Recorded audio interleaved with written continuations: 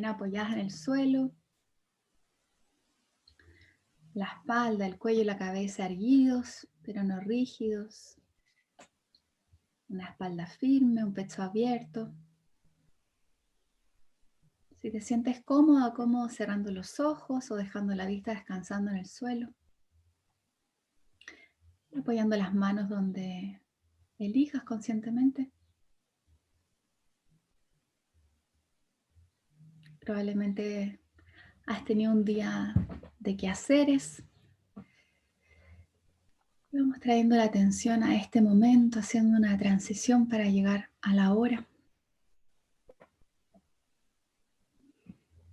Si lo sientes, puedes ir inhalando y estirando la columna, exhalando y bajando los hombros.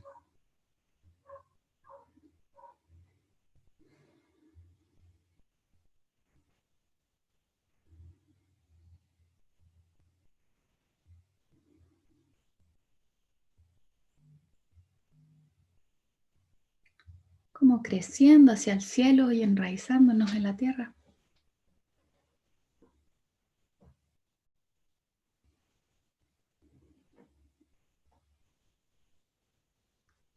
Podemos hacer unas respiraciones profundas de limpieza, inhalando por la nariz, exhalando por la boca.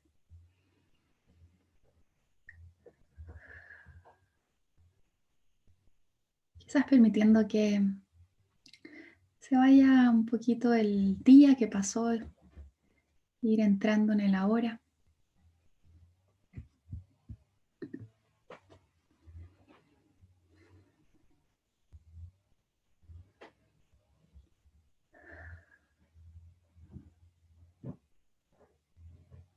Y luego continuamos por las fosas nasales, sintiendo la entrada del aire, percibiendo cuando estoy inhalando, percibiendo cuando estoy exhalando.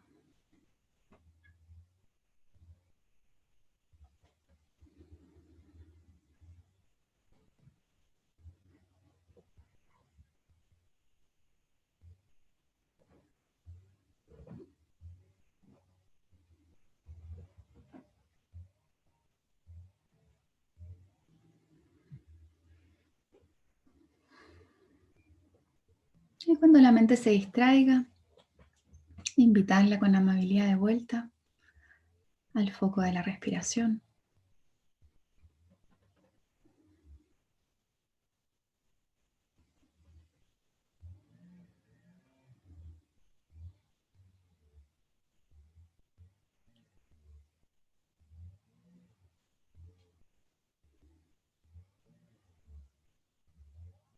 Y con un breve chequeo del cuerpo, podemos percibir la temperatura de los pies en este momento.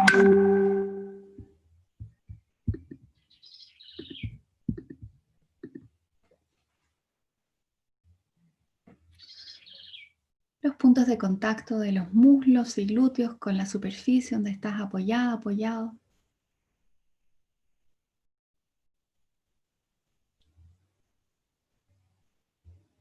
Y si lo sientes, dejando que el peso del cuerpo caiga con la fuerza de gravedad. Nada que controlar, que lograr en este momento.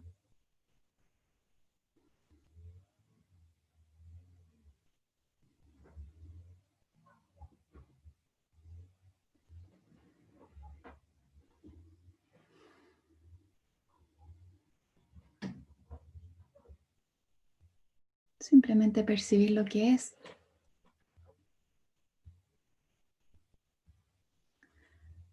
Traemos la atención a los puntos de contacto de las manos.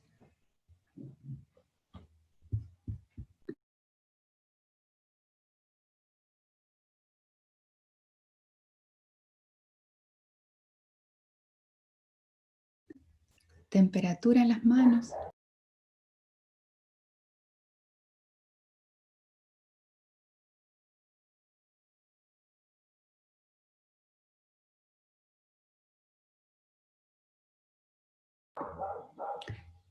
Y si te sientes cómoda o cómodo, puedes acercar una mano, ambas manos hacia tu pecho y percibir el movimiento rítmico de la respiración en esta zona.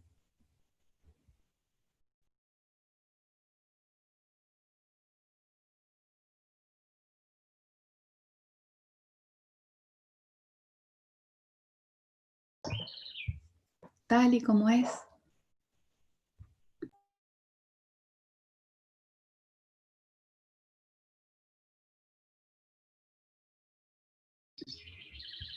Percibiendo en el contacto de la palma de la mano la expansión y contracción de tu respiración natural.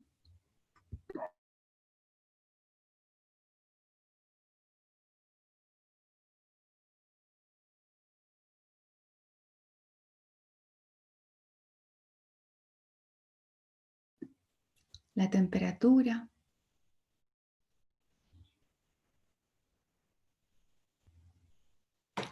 Y quizás percibes algo de calidez en este contacto.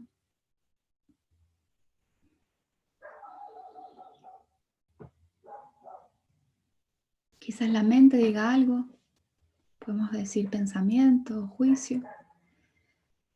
Percibir cómo se siente esta sensación de calidez en este contacto de ti contigo misma, contigo mismo. Estar acá para ti.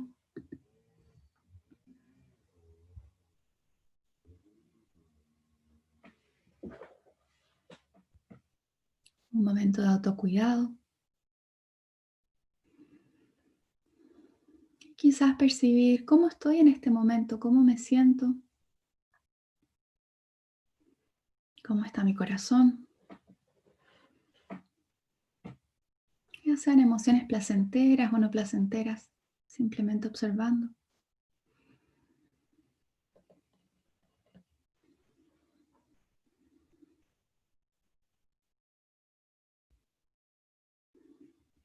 Aceptando lo que sea que haya para ti ahora.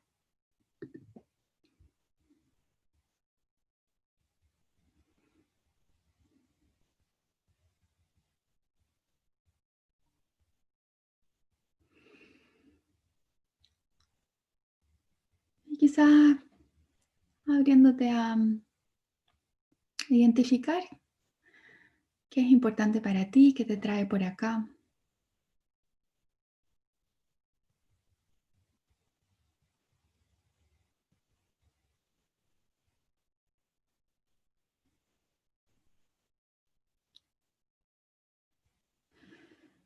Y si lo deseas, puedes dejar las manos en esta zona o liberarlas. Y me gustaría compartirte un poema que se llama Para mí, es anónimo y dice, ¿y si hubiera un poema dedicado a mí? ¿Y si hubiera suficiente audiencia sencillamente porque yo soy? Porque esta persona que está aquí está viva, es de carne y hueso, es consciente, tiene sentimientos, cuenta.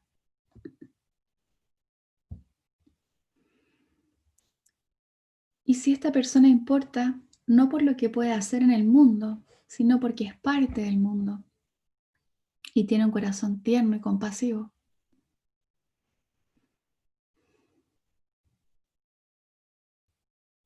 Y si ese corazón fuera lo importante, si lo importante fuera la amabilidad con él mismo,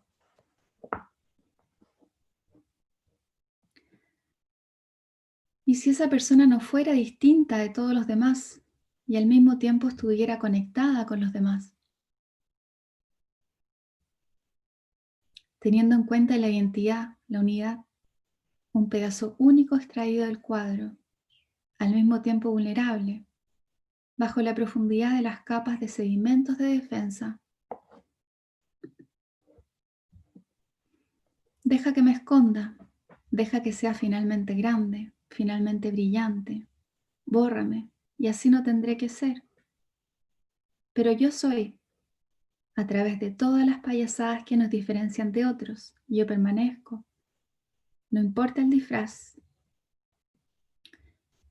Genio, idiota, maravilloso, escoria, inferior. Quedo todavía yo, todavía aquí, todavía tibio, respirando y humano, con la única oportunidad de poder decir hola y reconocer mi sensibilidad.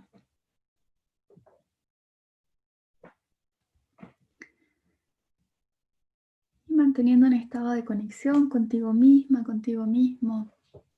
Cuando te sientas cómodo, cómoda, puedes ir abriendo los ojos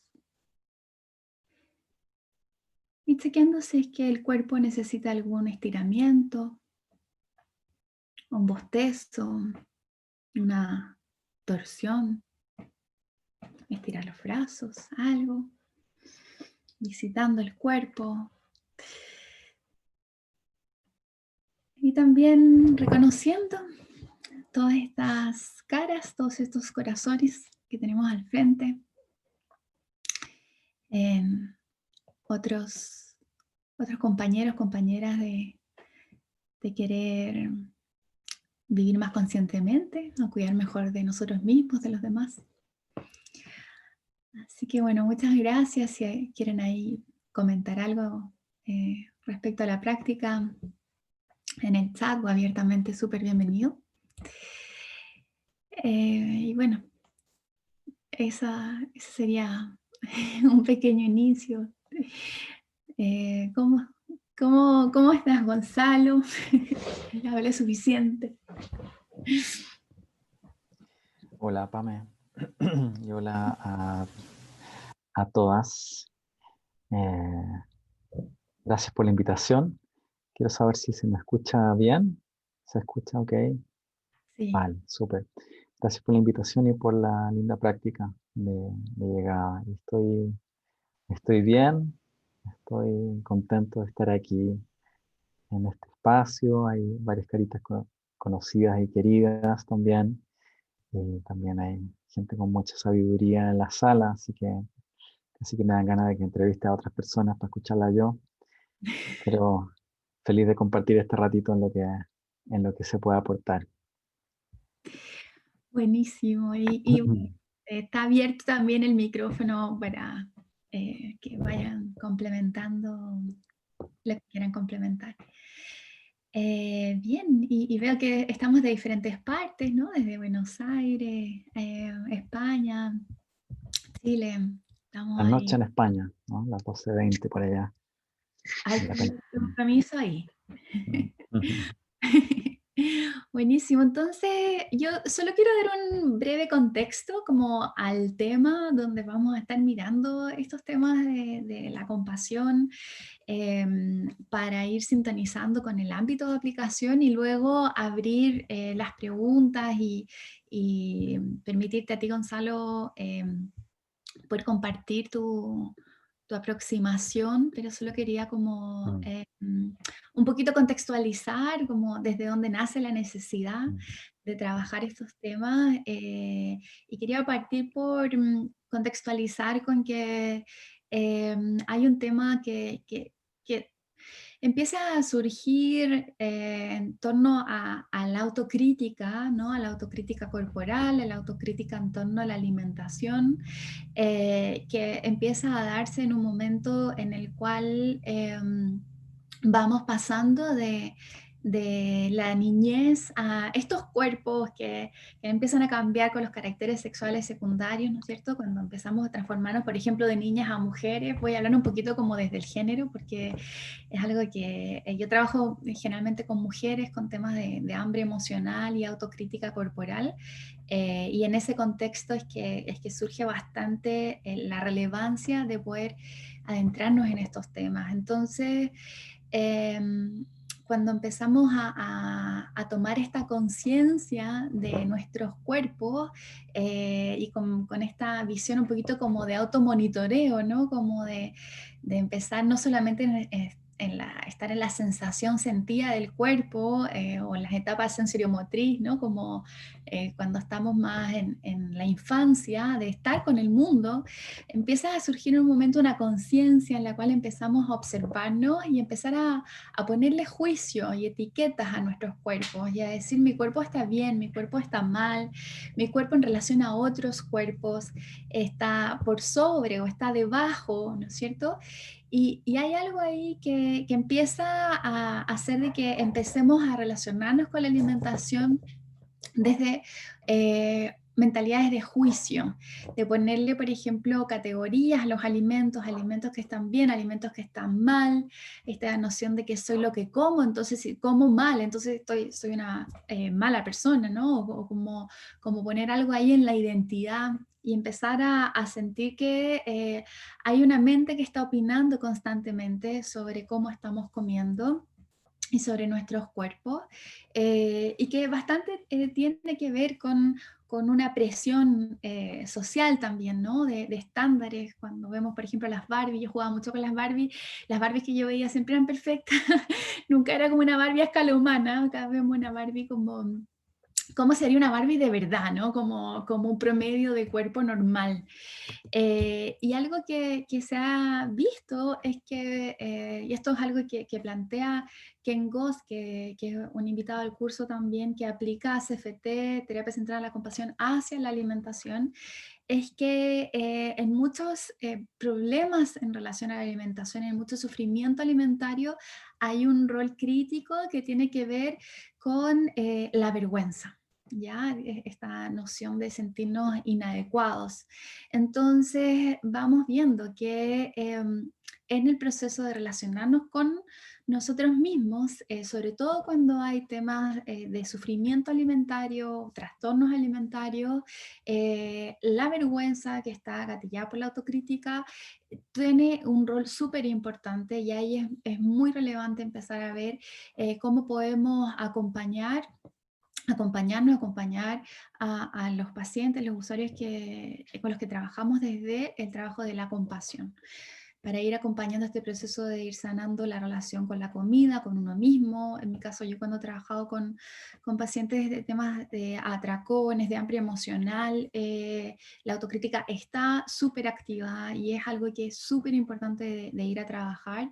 Y desde el modelo SFT, que bueno, vamos a profundizar con tu visión, Gonzalo, vamos a ir viendo de que hay varios temas que tienen que ver con nuestros sistemas de regulación emocional y cómo se activan en relación a los alimentos, en relación al cuerpo y cómo el paradigma de las dietas es algo que está muy relacionado con todo lo que es estresores y el sistema de amenaza en torno a la alimentación. Entonces, algo que es fundamental es ir recorriendo el camino, cómo podemos dar herramientas, cómo podemos ir acompañando de una manera que pueda dar una ayuda como más concreta y más prácticas, más como cómo podemos como ir compartiendo el qué puedo hacer yo al respecto para ir cultivando algo diferente, para que deje esta lucha interna en torno como al autobullying, ¿no? Como hay de la mente hacia el cuerpo y adentrarnos en ese proceso. Aquí hay una imagen de Marilyn Monroe que me gusta mucho como planteando esta aceptación corporal, ¿no? En ese contexto quería ir abriendo la palabra y ver cómo lo ves tú, Gonzalo, si podemos ir empezando a adentrarnos en esta aproximación.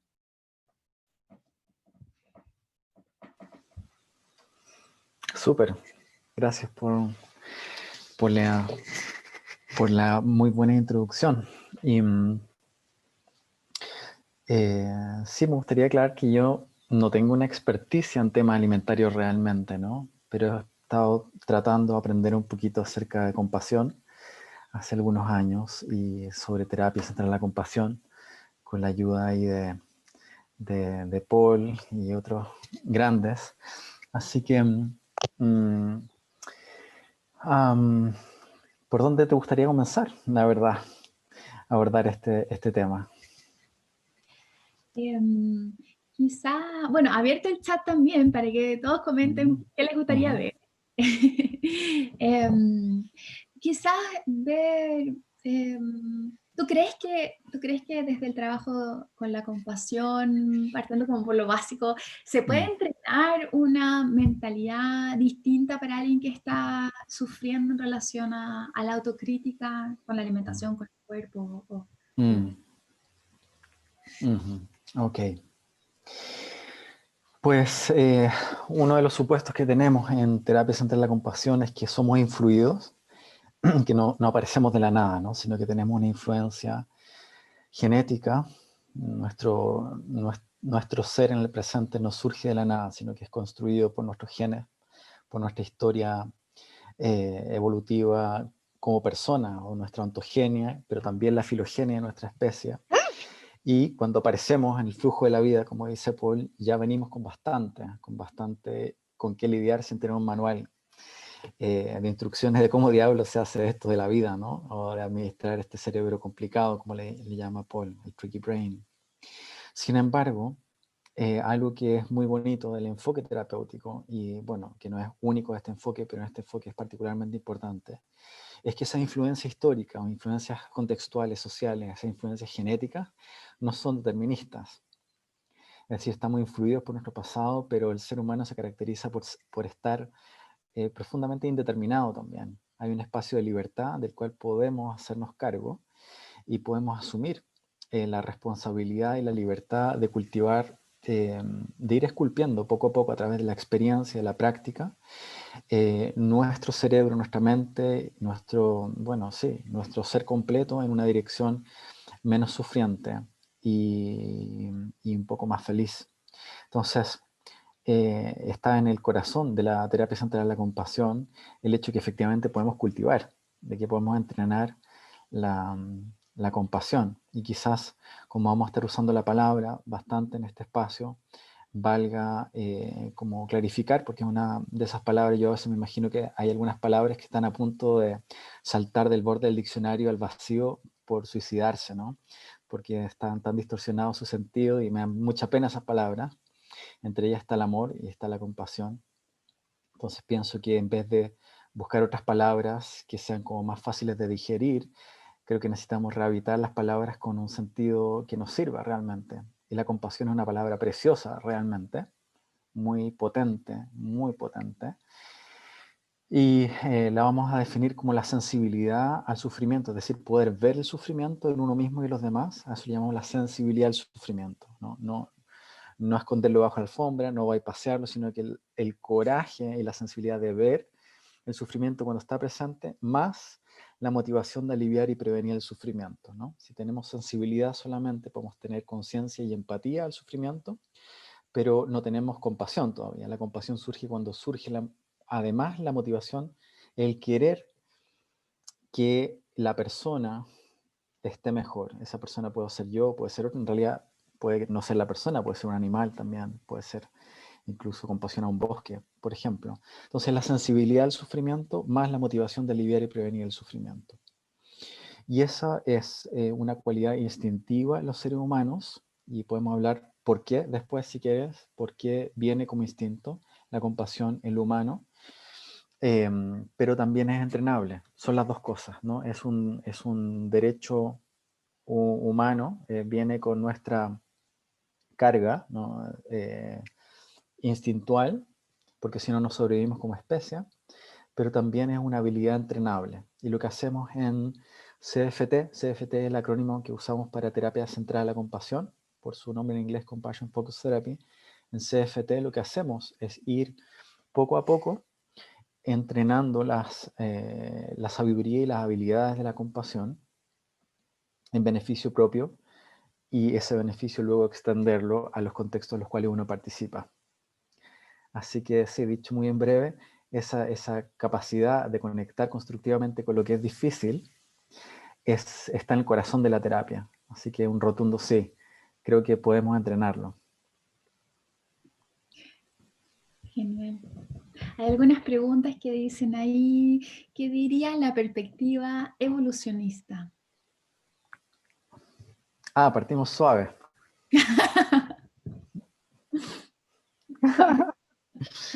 Ok. Voy a lanzar un par de ideas. No sé si será a lo que se refiere la persona, pero es una de las... CFT es un marco terapéutico que bebe de muchas fuentes, ¿no? Y alimenta muchas otras fuentes. Una de las fuentes que alimenta CFT y CFT alimenta de vuelta es la perspectiva evolutiva de nuestro sufrimiento mental y de nuestra salud mental. ¿Qué quiere decir esto? Que si comprendemos nuestro sistema nervioso y nuestro cuerpo como un emergente en el flujo de la vida que surge antes de lo humano y que probablemente no termina con esta versión del humano, que probablemente vamos a ver como algo muy subdesarrollado en el futuro, ¿no? Cuando nuestros descendientes se acuerden de cuando casi estábamos destruyendo el planeta y nos creamos la última chupa del mate de la historia, ¿no? Y estamos recién en el comienzo de comenzar a madurar como especie. Esa visión de que mi cerebro tiene vestigios, tiene partes que compartimos con otros reptiles, con otros mamíferos, con otros primates, nos hace ver más compasivamente nuestro cerebro y nuestra mente. Porque si nos damos cuenta realmente que adentro del cráneo tenemos una lagartija, tenemos un ratón, tenemos un oso, tenemos un futbolista, tenemos un político, y están todos ahí, eh, digamos, como una cacofonía de voces, ¿no? Que no se ponen de acuerdo fácilmente, es más fácil generar compasión hacia uno mismo.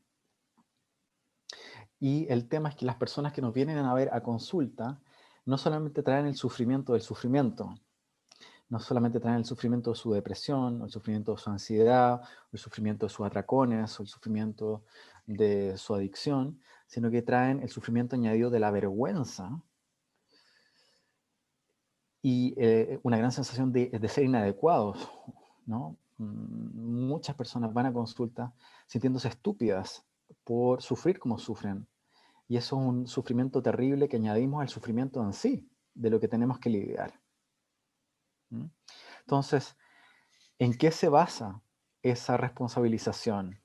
El que yo tengo toda la culpa de mi sufrimiento, en parte se alimenta de una falta de sabiduría acerca de que muchas de las condiciones que alimentan el sufrimiento de cómo sufro no son mi culpa, sino que son son un efecto, un resultado de un proceso que literalmente tiene millones de años de evolución filogenética y que también tiene decenas de años en nuestra ontogenética, en nuestra propia biografía, ¿no? O sea, esta perspectiva evolutiva nos sirve principalmente para desculpabilizarnos, que no es lo mismo que no tomar responsabilidad, pero desculpabilizarnos por lo que nos sentimos los únicos autores, ¿no? Yo siento que mi depresión es reflejo de mi fracaso como ser humano, por ejemplo. Yo puedo sentir eso.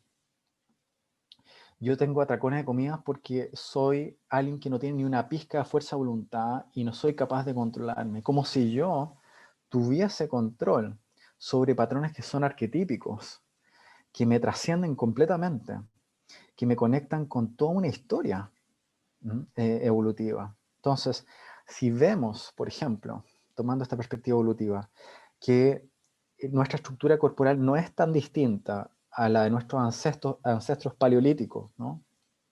El paleolítico es desde millones de años hasta unos 12.000 años atrás.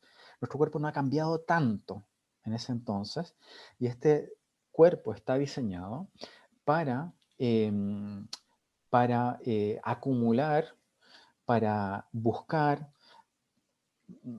por todos los medios posibles calorías, ¿no? Calorías, grasa, ¿no? Proteínas, ¿no?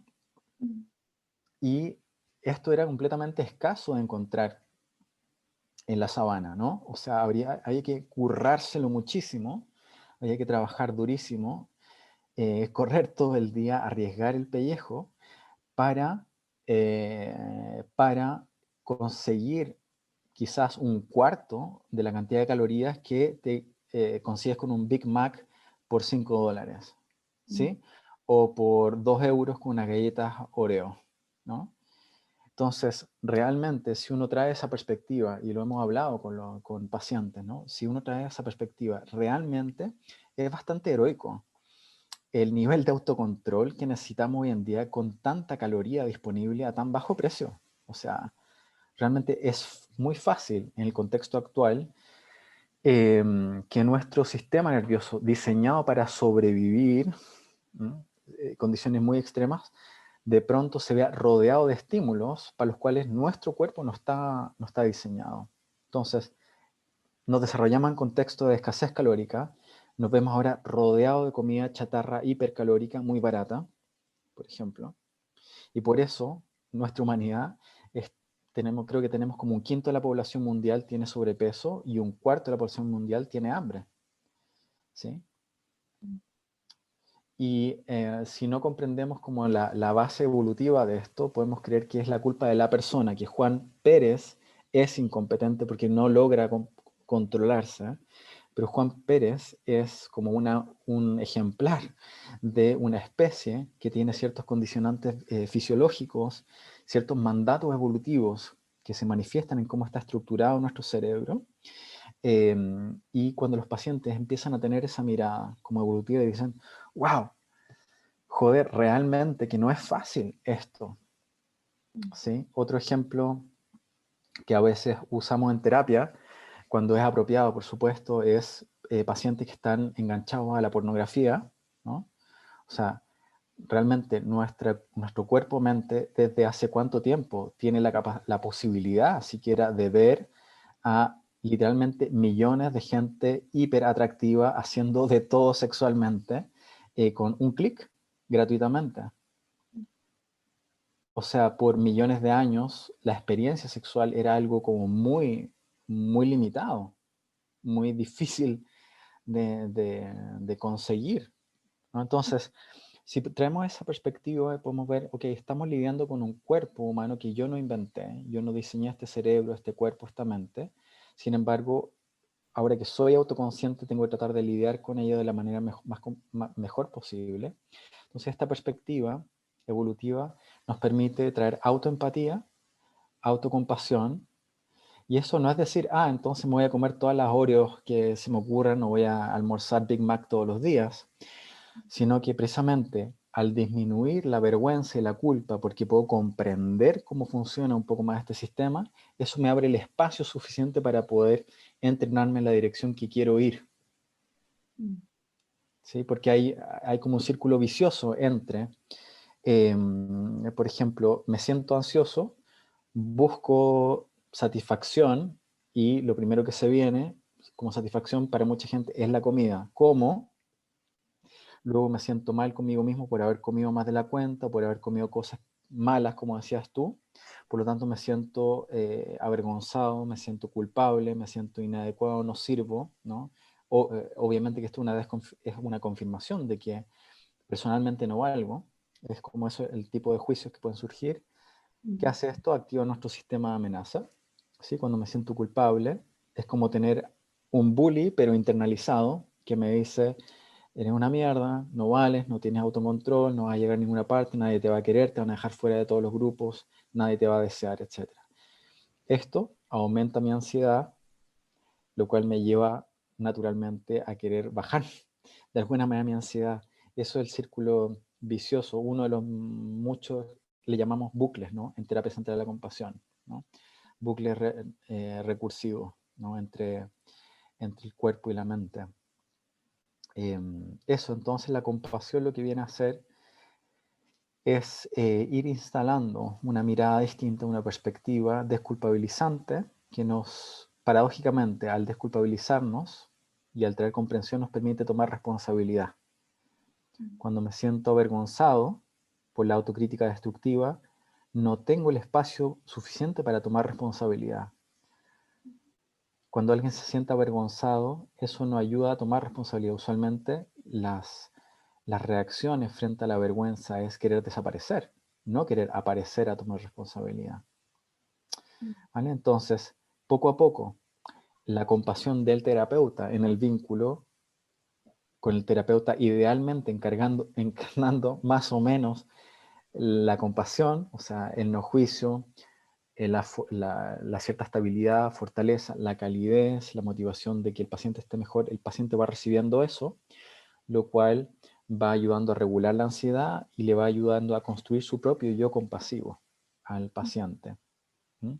Y eso es ir tomando responsabilidad para ayudarme a ir en la dirección en la cual quiero ir en la vida. ¿Mm? Y la terapia podemos llamar, ese es el proceso de la terapia, ¿no? Desavergonzar, desculpabilizar, ir construyendo el yo compasivo del paciente para poder ir tomando las riendas de la vida en una dirección de aliviar y prevenir el sufrimiento.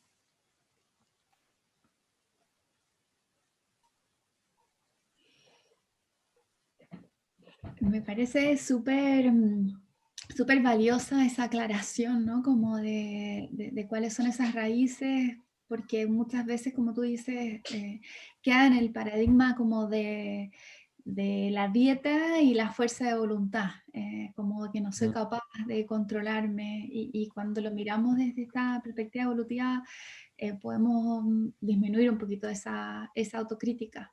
Y solo sumar de que también, bueno, aparte del gen de la escasez y este miedo al hambre que muchas veces lleva como a esta malnutrición por exceso, como estar constantemente comiendo y también todas estas reglas que vamos teniendo de come cada 3 horas y que nos vamos desconectando muchas veces como del cuerpo, del hambre, eso un poquito más de mindful eating. Está también esto de celebrar en grupo, ¿no? Y que muchas veces tendemos a la sobreingesta cuando comemos con los demás y tenemos estas raíces de celebrar, ¿no es cierto? Como cuando se casaba el animal y es como no me puedo controlar cuando estoy con otras personas. Creo que también hay algo ahí y también hay algo ambiental cuando nos premiaban con alimentos y cuando venían las pataletas, los llantos y venía como el dulce a calmar, ¿no? Entonces, muchas veces tenemos esta raíz de ingesta emocional que viene porque en algún minuto, cuando todavía no éramos conscientes, aprendimos a regular nuestras emociones a través de la comida, de los alimentos reconfortantes o hedonistas, o a veces repetimos también transgeneracionalmente porque a veces tenemos un cuidador o tenemos este tema de la alimentación del corazón, de la abuelita que cocinaba lo dulce y de que las penas después se manejan a través de comer algo rico y vamos también replicando ese tipo de relación con la comida. Entonces, algo que yo he visto que es muy sanador es cuando se entiende que el hambre emocional, como esta motivación de querer calmar una emoción a través de un alimento, es parte de nuestra experiencia y que sucede tanto en personas que tienen una relación saludable con la alimentación como todos, en realidad, para quienes sufren también. O sea, no es que uno elija tener hambre emocional, lo que uno elige es cómo responder frente a eso. Y eso es algo que quita mucha culpa, mucha vergüenza en relación al tema, solo ahí complementando un poquito con el contexto. Genial. Está buenísimo eso. Y yo creo eh, que cuando nos acercamos a estos temas es importante tener como una mirada como realista y humana. Y no sé, por ejemplo, que la comida gratificante no sea parte de nuestro repertorio, ¿no? de bienestar emocional también sería un poco triste realmente, ¿no? El problema es o que no podamos disfrutar de celebrar con otros, compartir una comida, es fantástico. El problema es cuando se transforma en lo que llamamos una estrategia de supervivencia, ¿no? Es cuando usamos repetidamente algo que puntualmente andaría bien, pero es como nuestra estrategia única y habitual para encontrar algo de confort. Ahí está el punto adictivo, porque en realidad mientras más repito la estrategia, que a lo mejor vino bien cuando era pequeño y tuve miedo o estaba triste y mi abuelita me hizo un flan de algo y yo me sentí súper bien en el momento, mientras más trato de repetir compulsivamente esa estrategia, en realidad menos satisface. Entonces, tanto en ese caso como en ese caso donde busco la satisfacción a través de la comida, como cuando busco la satisfacción a través de la no comida, ¿no? Cuando mi bienestar es no comer, estamos perdiendo el foco. Entonces creo que es tan peligroso poner el foco como en la comida como en el no comer. Es tan peligroso el descuido, ¿no? El cuidado del cuerpo como la hiperpreocupación del cuerpo. Y, y quiero decir que aquí estamos en un terreno jabonoso, donde la línea es muy delicada, ¿no? Es muy delicada en todo este mundo de la alimentación consciente, incluso el mindful eating. ¿Cuánto es, no? ¿A dónde nos pasamos de la línea de como una otra manera de seguir manteniendo el foco obsesivo en uno mismo, ¿no? ¿No? Que además de toda la exigente, ahora lo hago conscientemente, ¿no? Y tengo que ser mindful eater, ¿no? Entonces es como muy delgada la línea, porque bueno, quizás muchos de ustedes están familiarizados con los tres sistemas de regulación emocional, rojo, azul y verde, ¿sí? ¿Quiénes están familiarizados? Que levanten la mano. La mayoría, vale. Entonces, que podemos poner, muchos seres humanos tratamos de regular nuestro rojo a través del azul, ¿sí? Y eso también hay patrones familiares al respecto. O sea, ¿cómo regulamos la amenaza? Comiendo algo rico, ¿sí? O cómo obtengo la aprobación o el amor de mis padres sacándome buenas notas en el colegio, o siendo un buen atleta, o siendo bonita, ¿no? O siendo... las proyecciones de la familia sobre los hijos son muy potentes y quedan como internalizadas. Entonces, muchos de nosotros aprendimos a regular el miedo, la ansiedad, la tristeza, la rabia, a través de activar el azul. El azul es el sistema emocional que tiene que ver con conseguir, con lograr, con la expectativa de satisfacción, es como el sistema del subidón, se diría en España, ¿no? De una alegría un poco eufórica o un poquito, no necesariamente maníaca, pero es como un tipo de bienestar que tiene que ver con la sensación de alta dopamina, ¿no? Entonces, podemos poner ahí la comida, pero también podemos poner ahí una idea de cuerpo que queremos lograr, ¿sí? Y yo voy a estar bien si logro bajar, si la balanza llega a este número. Yo, si es que la cinta me hace medir tanto mi cintura, ¿sí? Si estoy ahí, soy aceptable. Si estoy ahí, me voy a querer. Y es nuevamente replicar con uno mismo el amor condicional, ¿no? Que nos ha inculcado la sociedad de consumo, hipercompetitiva, exitista, etcétera, y también muchos patrones familiares, ¿no? Donde el amor no estaba dado, sino que es condicionado a ser de una determinada forma. Entonces, podemos tomar casi cualquier tema y transformarlo en azul versus rojo. Y el verde sigue quedando del porte de una arveja. El sistema verde tiene que ver con sentirnos seguros, cómodos, contentos y conectados, en pertenencia con uno mismo y con otros de confianza. Y hay toda una fisiología del sistema de calma y filiación que es muy buena para nuestra salud, ¿no? Tonificación del nervio vago, activación de las zonas prefrontales, oxitocina, progesterona, opiáceos internos, etc. Es toda una fisiología que se activa cuando me siento cómodo, contento y seguro con alguien, y ese alguien puede ser yo mismo. Entonces, tenemos que tener cuidado porque los seres humanos podemos transformar hasta lo más noble y libre en otro argumento para mejorarnos. Y detrás de eso está, me voy a querer si es que soy mejor. Y al final lo que necesitamos todos, o casi todos, es más bien desarrollar un apego seguro con nosotros mismos, de desarrollar un vínculo de autoaceptación, de compañía confiable, desarrollar una presencia interna que llamamos el yo compasivo en CFT, que se puede alegrar conmigo cuando me va bien, pero que me acompaña cuando me va mal, que me acompaña no enjuiciadoramente cuando me va mal.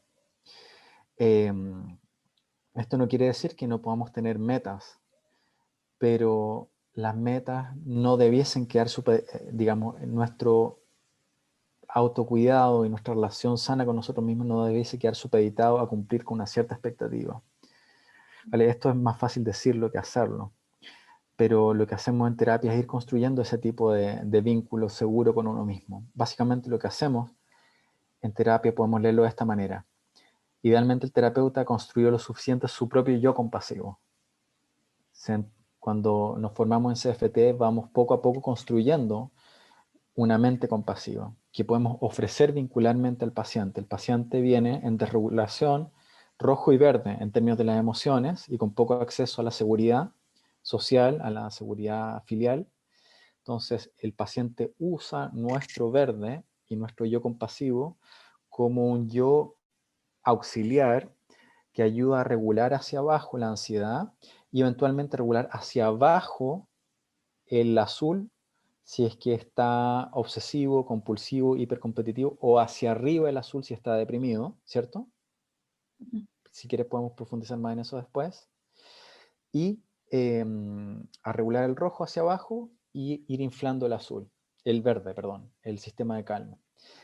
Poco a poco, al repetir esta experiencia vincular que es análogo a lo que pasa en la crianza, el paciente en terapia y el niño en el proceso de crianza, a través de recibir constantemente el verde y el yo compasivo, fuerte y sabio de los papás, idealmente, el terapeuta idealmente también, el paciente o el niño en el proceso de crianza va desarrollando un esquema interno o un patrón, le podemos llamar, un patrón de activación neuronal, un patrón de activación fisiológica y una psicología de compasión que me puede ayudar a regularme cuando estoy desregulado. Y el éxito de la terapia no es que el paciente se quede pegado al terapeuta, sino que construya su terapeuta interno, que llamamos el yo compasivo, que lo acompañe en momentos de dificultad. Esto, si te fijas, esto presupone bastante trabajo por parte del terapeuta. Y eso es una de las cosas que me gusta mucho de CFT, que es una invitación de cambio existencial para el terapeuta. No es un set de perspectivas teóricas y herramientas técnicas, sino que es una invitación a transformarse en alguien que pueda ser una presencia compasiva en la vida de otras personas. Y esto no quiere decir que sea perfecto, lejísimo de eso, sino que alguien que esté dispuesto a trabajar con su imperfección en beneficio de los seres. Qué aliviante igual, ¿no? Quita un poco de peso. Sí, y pone peso también, en un sentido, porque siento que es más fácil hacer un tipo de terapia donde uno siente que va a hacerle cosas al paciente, Mm. ¿sí? Pero en CFT uno trabaja con el ser que uno es. Uno es una figura vincular. Es tremendísimo, pero también es muy bello, porque da mucho sentido vital.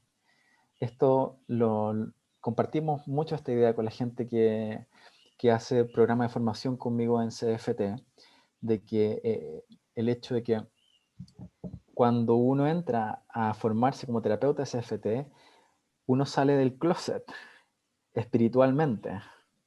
Esa es mi sensación, de que ya no hay una escisión entre mi buscador espiritual y mi búsqueda existencial y lo que hago para ganarme la vida. Cuando estoy con mis pacientes, cuando estoy con mis alumnos, es una expresión válida de mi sed de búsqueda de sentido, de mi camino espiritual.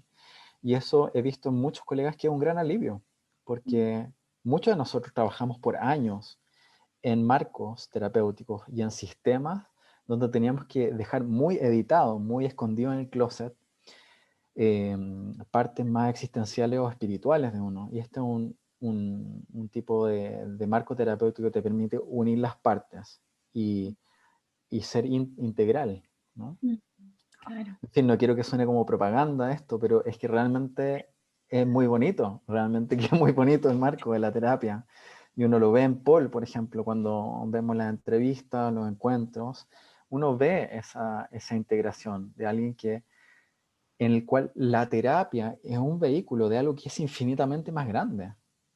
O sea, hay una visión de qué es ser humano. Hay una visión del tipo de sociedad que queremos ayudar a co-construir a través de cómo funcionamos.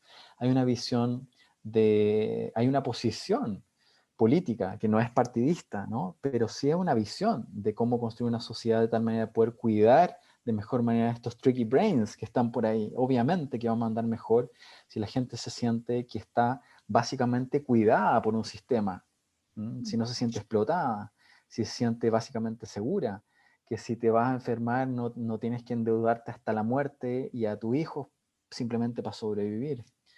Entonces, para mí, que tengo como una perspectiva más o menos expansiva de la vida, me viene muy bien el sentir que la terapia es simplemente una expresión de la mente compasiva.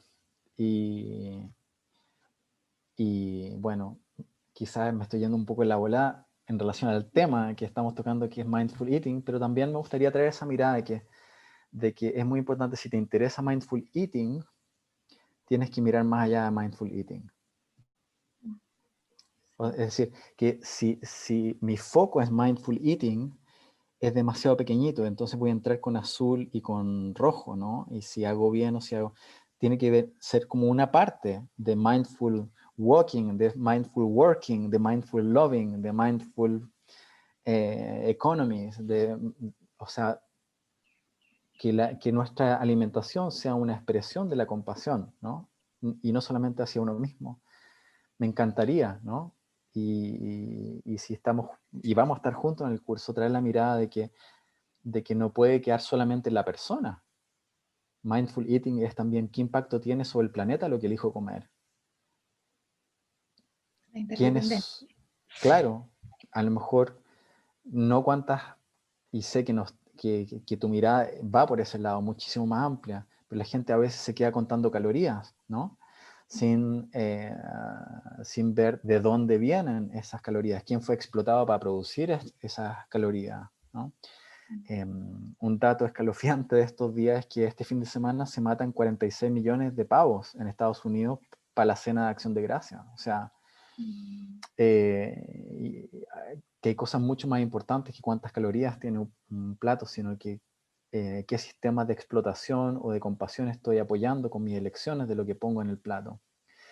Y creo yo que paradójicamente cuando mi mirada es más amplia y más altruista y más interdependiente, a lo mejor eso me ayuda también a tener una relación más sana en mi cuerpo con la comida, porque ya no soy yo y si me sobra o si me falta o si tengo, si no tengo, sino que, chuta, soy parte de un entramado donde todos los seres son importantes. Y eso es algo muy bonito de la compasión, muy brevemente, es que cuando soy compasivo hacia los seres, cuando incluyo en mi mirada el bienestar de los seres, mi mente y mi cuerpo están en un estado más óptimo. O sea, cuando cultivo la compasión hacia los otros, yo estoy más sano. Y si yo tengo verdadera autocompasión, si yo me cuido, si yo estoy atento a mis necesidades, como hicimos al principio, ¿no?, de la sesión, cuando yo estoy atento a mis necesidades, eso ya es un gran servicio compasivo a los otros.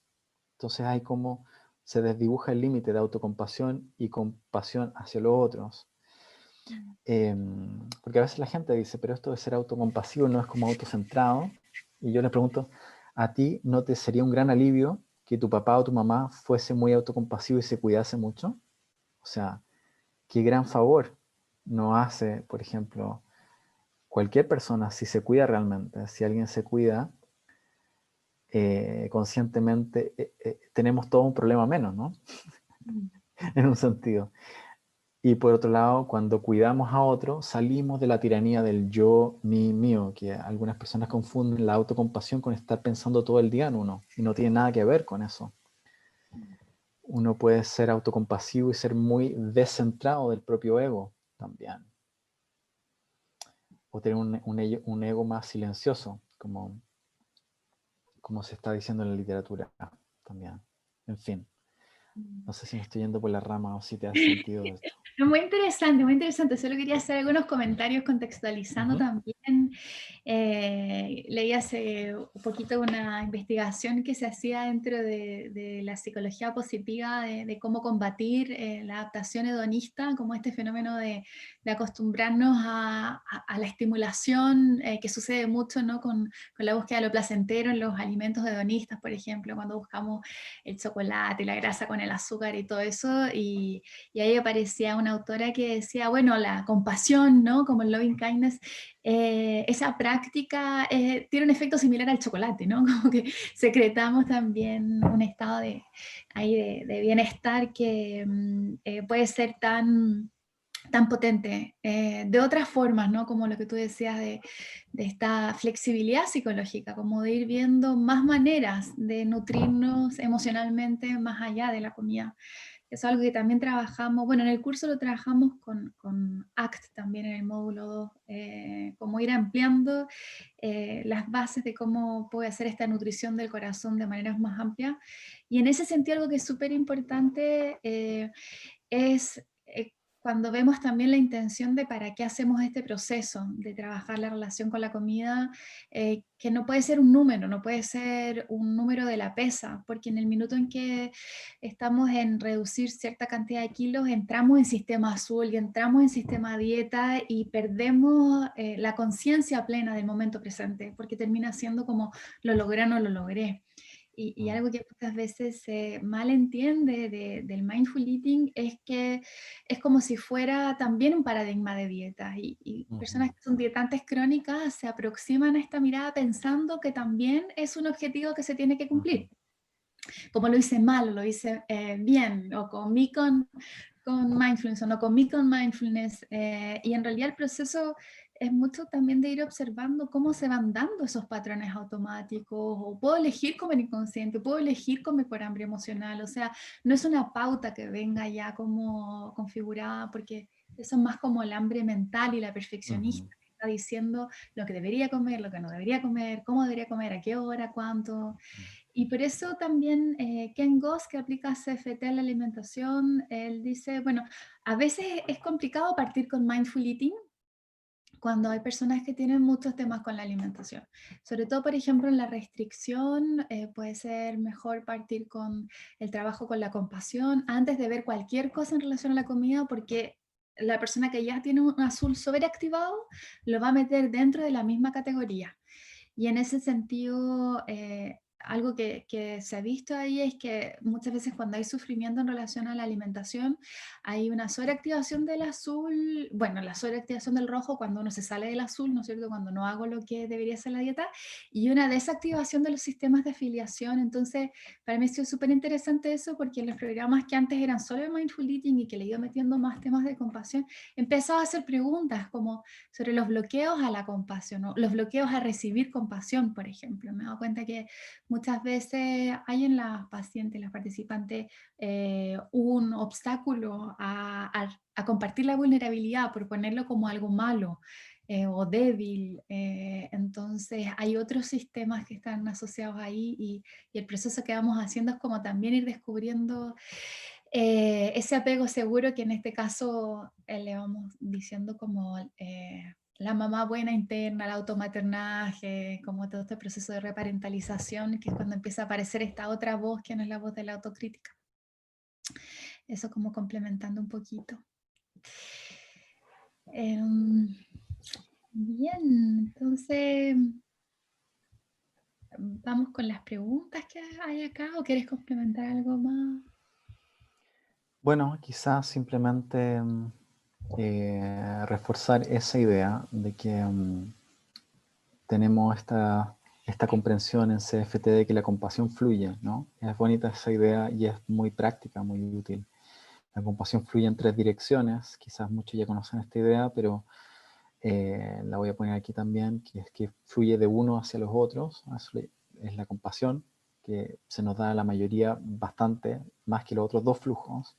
Los otros dos flujos son aprender a darnos compasión en momentos de dificultad, que eso no es sentir lástima por uno, sino que apoyarse con calidez y con comprensión en momentos de dificultad. Y el tercer flujo es aprender a pedir y a recibir apoyo, ¿no?, de otros. Entonces, cuando hablamos de entrenar la compasión en el marco de CFT, estamos hablando de entrenar esos tres flujos que son distintos, se sienten distintos, funcionan distintos, y tenemos distintos bloqueos y miedos y resistencia a cada uno de esos tres flujos de la compasión. Y parte del proceso de terapia es ir conociendo la resistencia, los miedos, y Y lo que me he dado cuenta trabajando con pacientes o en grupos cuando trabajamos esto, es que efectivamente puede despertar bastante ansiedad el abrirse a recibir la calidez de otros. Y hay una correlación entre la dificultad de recibir de otros con la dificultad de tratarme con compasión a mí mismo. Esos son los dos flujos que están más correlacionados entre sí.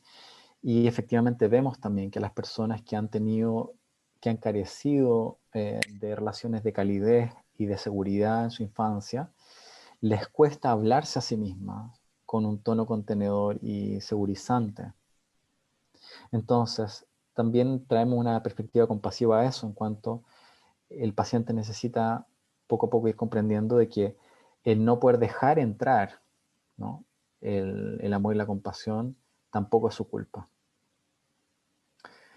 No es una evidencia de que sea incompetente, sino que ha sido la sabiduría que ha tenido para sobrevivir espacios amenazantes.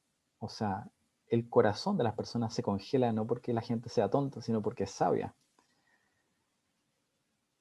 Y creo que esa idea es muy importante y yo propongo descartar de nuestro diccionario lo de paciente resistente a ese respecto. El paciente está haciendo lo que puede con lo que tiene, momento a momento. Está abriendo tanto como puede, momento a momento. Y no es útil para el paciente que yo lo juzgue como un paciente resistente al cambio. La gente va cambiando de acuerdo a lo que puede. Y si no calza con las expectativas mentales que tenga el terapeuta de cuán rápido debe hacer X, Y o Z, peor para el terapeuta realmente. O sea, como decimos en Chile, mala cueva. O sea, no es el punto, digamos, si el paciente cumple o no con tus expectativas de velocidad de lograr ciertas cosas, sino uno se vuelve otro padre, otra madre, que da amor condicionado a que el paciente funcione de acuerdo a mis expectativas, ¿no? Entonces, y muchas veces los terapeutas tenemos ese tipo de visión. Mm. Y muchas veces también los pacientes lo proyectan hacia el terapeuta, ¿no? Como en temas de la alimentación, es como, no quiero ir a la nutricionista o a la doctora Mm, porque me va a retar, claro. no cumplí la dieta, y a veces lo hacen también con uno, como esperando que uno le va a decir, pero ¿cómo? Mm, Entonces, esto mm. de estar ahí, muy Hay algo importante. muy, muy vulnerable en los seres humanos, es que sin saberlo seguimos buscando la aprobación de mamá y papá el resto de la vida, hasta que no tenemos las invitaciones precisas para tomar conciencia de que eso es lo que estamos haciendo. Y eso es lo que buscamos, ¿no? Estamos buscando en las relaciones de pareja, en las amistades muchas veces, en los mentores, vamos proyectando esa necesidad de ser aprobado por alguien a quien damos nuestra autoridad. Entonces la terapia, si funciona bien, es un espacio donde puede ser un espacio seguro para otorgar transitoriamente esa autoridad que el terapeuta, si es sano, te la va a devolver gradualmente, ¿m?, para hacerte independiente. ¿M? Es decir, eso también implica mucho trabajo del terapeuta, de no enganchar en una posición uno arriba, ¿no? Que sobe tu ego, ¿no?, porque los otros te necesitan, sino que es como un proceso vincular intenso pero transitorio, donde el paciente que ya estamos pensando en paciente adulto en este contexto, el paciente poco a poco va descubriendo que ahora que somos adultos ya no necesitamos buscar afuera el papá y la mamá, sino que podemos poco a poco irnos dando lo que no recibimos a través de las habilidades que vamos entrenando. Básicamente el yo compasivo, que es lo que vamos desarrollando como recurso fundamental en CFT, es ese papá, mamá interno, ¿no? Quizás podríamos decir, el lado mamá es más la calidez, ¿sí?, y la contención, el apoyo, el cuidado, y el papá interno tiene un poco más que ver, eso como que te empuja, ¿no?, a enfrentar desafíos en la vida, pero no desde la amenaza, sino que desde el amor, ¿no? Entonces esas son funciones que vamos desarrollando a través del cultivo de la sabiduría, de la calidez y la motivación compasiva y la fortaleza. La fortaleza. Eh, Creo que es importante destacar ese último punto, la fortaleza interna, porque muchas veces se piensa que la compasión es blanda, o es suave, o es siempre sonrisa, o siempre cariño, y la compasión no es eso. La compasión puede manifestarse de esa manera, pero la compasión puede manifestarse a través de un límite muy certero. La compasión se puede manifestar como la decisión de no ver a alguien nunca más. Quizás eso es lo más compasivo que puedo hacer en una relación con alguien, o no verlo en un buen tiempo. La compasión puede venir con la emoción de la rabia también, porque la compasión no es una emoción, es una motivación que se puede expresar a través de distintas emociones y de distintas conductas.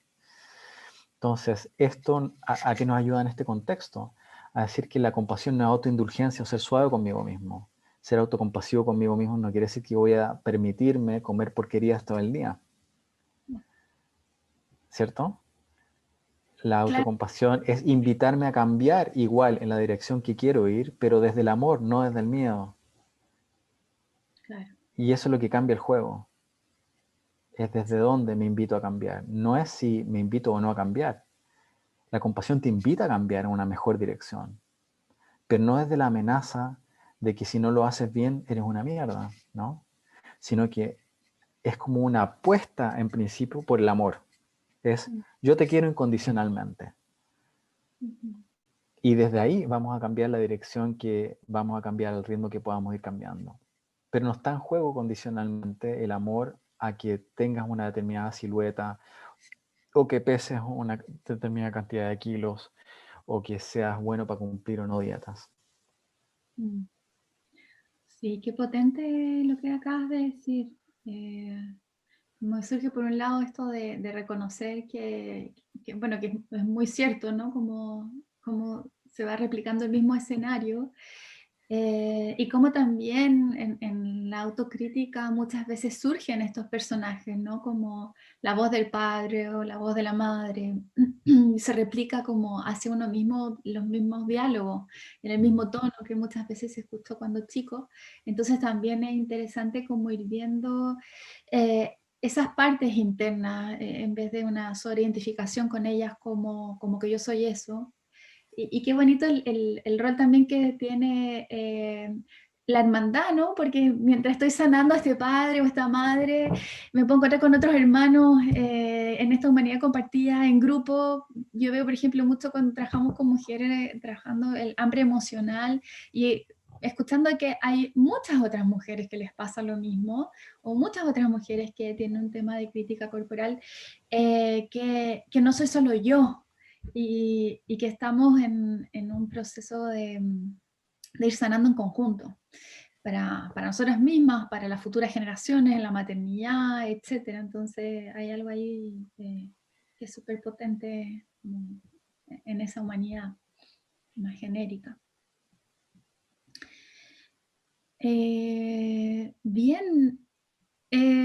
bueno, yo estoy súper interesada, por hablar millones y hacerte muchas preguntas, pero nosotros dijimos que era una hora, me parece esto. Entonces, no sé si quieres hacer algunos últimos comentarios como para ir cerrando. Mm. Si quieres puedo guiar una mini práctica de 3 minutos, ¿te parece? Sí, Y podemos ir cerrando de esa manera si quieren. Obviamente que hay un mundo acá. Puedo dejar una página con recursos sobre CFT. es súper buena tu página, A ver, cultivar la mente. hay ahí dentro de mi página, que es Cultivar la Mente, está esa parte donde hay hay algunos vídeos y algo de algunas prácticas guiadas. Un segundo también. Me gustaría también recomendar en español la página de las colegas de Motivación Compasiva, ahí en Argentina, es motivacioncompasiva.com.ar, Cuca, que están Bueno, haciendo un trabajo Sí, súper, sí. súper bueno y súper serio ahí en Argentina. Y también la página del Compassionate Mind Foundation, que es en inglés que es en la página de la fundación creada por Paul Gilbert, y hay mucho recurso, mucho material tremendamente generoso y tremenda calidad. También pueden ver acceso a investigación y otras cosas. A ver si puedo encontrar el sitio. ¿Quieres poner el link de ustedes, María, please?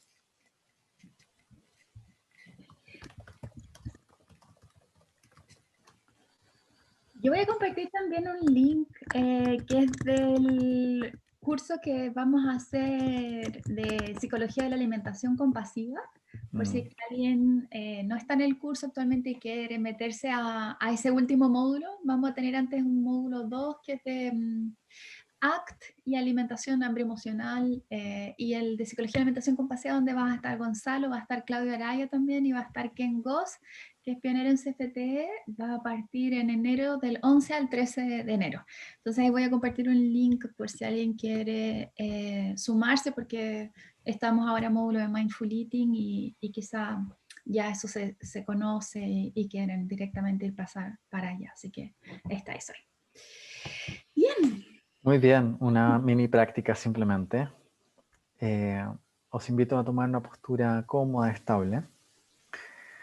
Siempre es muy conveniente sentir el anclaje del cuerpo en el suelo, en la silla, sentir nuestra estructura. Desde aquí podemos estirar un poquito la columna.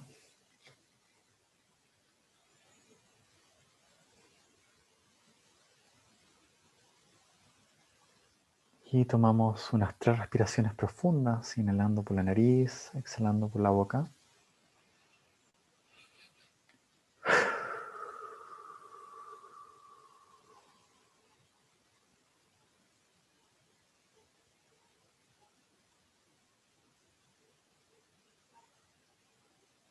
Y aprovechar estas respiraciones para soltar, para abrir, para relajar.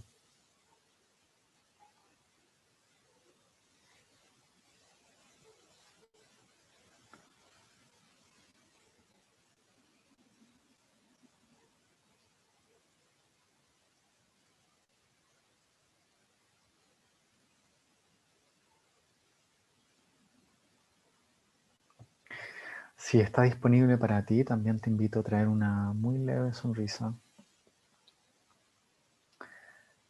como un gesto de bienvenida a ti misma, a ti mismo.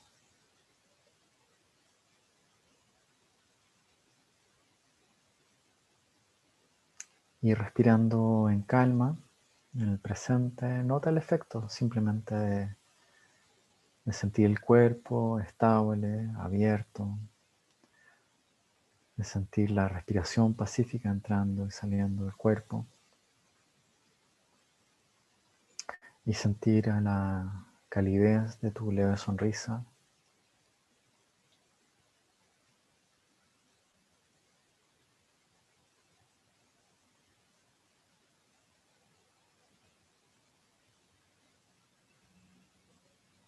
Y simplemente me gustaría invitaros desde esta corporalidad a hacer un gesto apreciativo de reconocer que, bueno, aquí estamos, ¿no?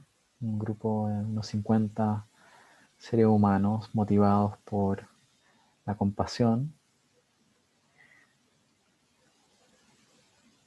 por el alivio del sufrimiento en nosotros y también en otros, quizás en nuestros pacientes, en nuestros familiares, en nuestros amigos. Simplemente podemos sentir la alegría de dedicar la mente a eso, de dirigir nuestra mente por esta hora, hora y 20, en esta dirección noble. Entre todas las cosas que puede hacer la mente humana, no está mal poder dirigirla hacia la compasión juntos. Y podemos imaginar también que recibimos el amor, la compasión de los compañeros y compañeras que están conectadas, y que también enviamos a todos ellos, a España, a Colombia, a Chile, Argentina, cada rincón donde hay gente conectada en este momento. el deseo simple y profundo que todos los seres que están aquí y a través de ellos sus familiares, sus amigos, sus redes, que todos los seres sean felices. Que todos puedan nutrir las semillas de la verdadera felicidad en su vida.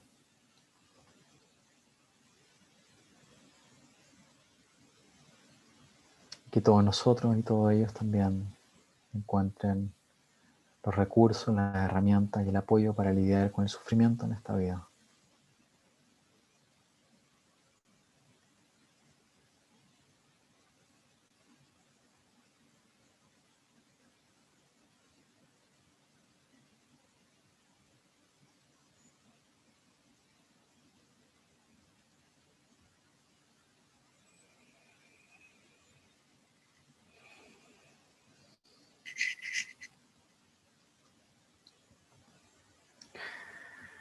Y muy suavemente tu ritmo, cuando gustes puedes ir abriendo los ojos. Y personalmente simplemente agradezco la invitación, Pame, la paciencia a la gente que está conectada, escuchando este ratito. Gracias por estar, por compartir.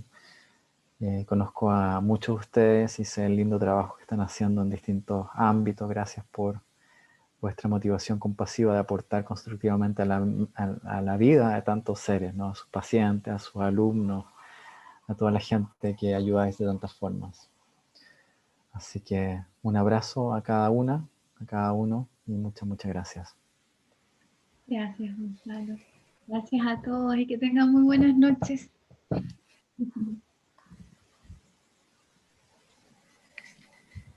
Muchas gracias. Gracias, buenas noches a todos. Gracias. Gracias por el tiempo. Buenas noches, gracias. Chao, chao. Chao.